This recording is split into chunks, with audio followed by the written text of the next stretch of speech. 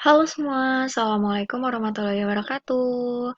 Perkenalkan aku Rizka, aku adalah seorang academic researcher yang alhamdulillah tahun ini mendapatkan kesempatan untuk melanjutkan S2 aku di Turki, Ankara. Video ini aku ingin menjelaskan ataupun memberikan tutorial dalam melakukan uji validitas dan reliabilitas data menggunakan aplikasi SPSS Software.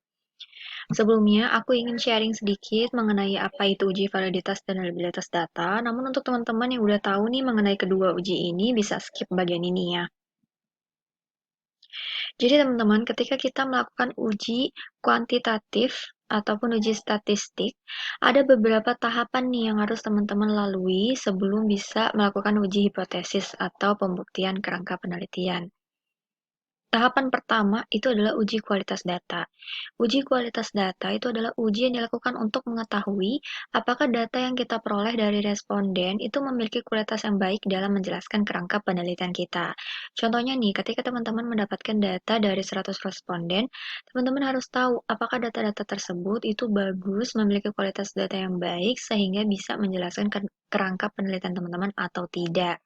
Nah, uji kualitas data ini adalah uji pertama, di mana pada hakikatnya uji kualitas data ini terbagi menjadi dua, yaitu uji validitas dan reliabilitas.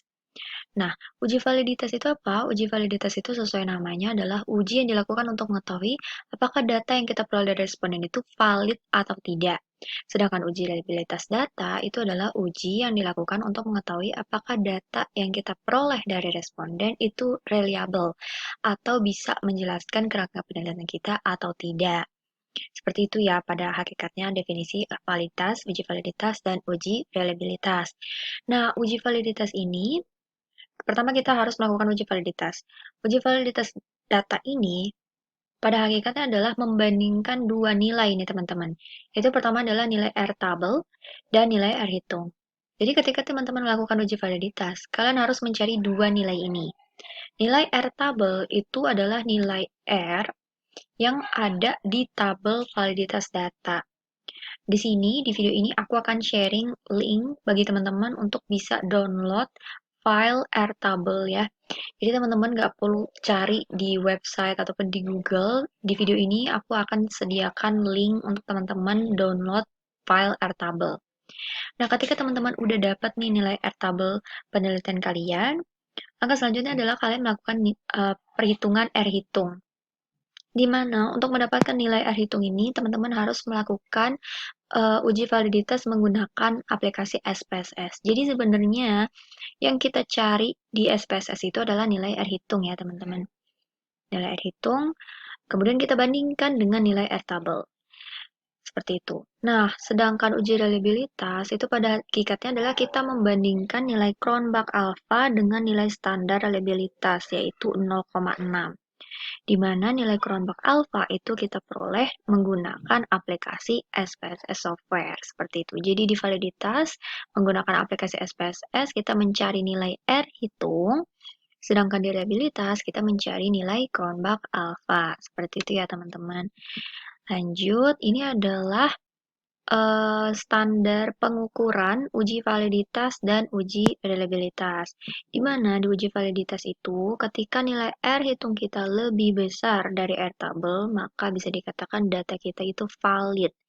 Nah, jika data kita itu valid, maka data responden yang kita peroleh itu bisa digunakan untuk uji penelitian selanjutnya. Seperti itu ya penjelasannya. Sedangkan jika ada satu indikator saja dalam penelitian kita itu yang memiliki nilai R hitung kurang dari R tabel, maka bisa dipastikan bahwa data tersebut tidak valid.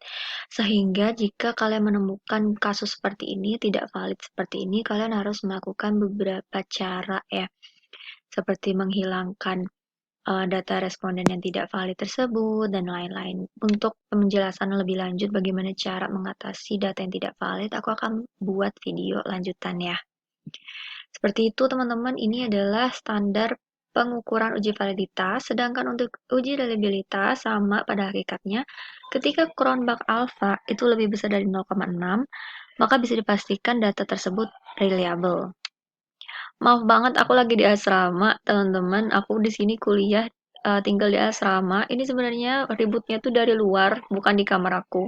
Jadi mohon maaf kalau ada suara-suara.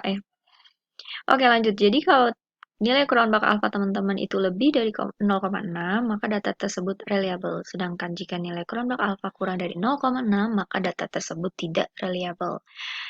Seperti itu teman-teman, itu adalah penjelasan singkat. Sekarang kita akan lanjut ke tutorial cara melakukan uji validitas dan reliabilitas.